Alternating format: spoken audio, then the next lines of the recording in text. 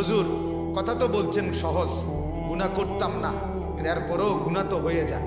আমি আগেও বলছি, একটু আগে গুনাহ হতেই পারে, ইমানদারের গুনাহ হবেই, কিন্তু গুনার উপরে জমে থাকবে না, গুনার উপরে মজবুত থাকবে না।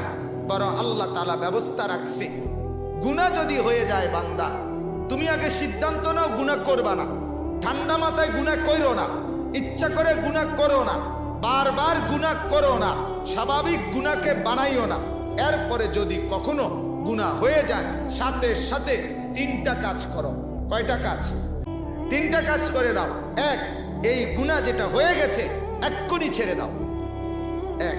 দুই, আর করবা না, আল্লাহর কাছে সেটা এক্ষুনি ওয়াদা দাও।